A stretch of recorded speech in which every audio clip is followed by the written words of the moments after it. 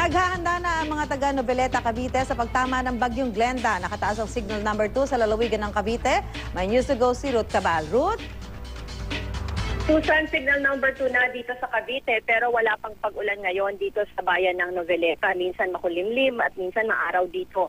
Ang Noveleta ang sinasabing catch basin o tagasalo sa tubig galing sa ibang bayan dito sa Cavite, kaya mabilis bumaha dito. Kaya naman maagang naghanda na ang lokal na pamahalaan sa posibleng magiging epekto ng bagyong Glenda. Kahapon ay sinunbin na ni Mayor Enrico Alvarez ang Local Disaster Risk Reduction Management Council para tiyaking maayos ang paghahanda para sa bagyong Glenda.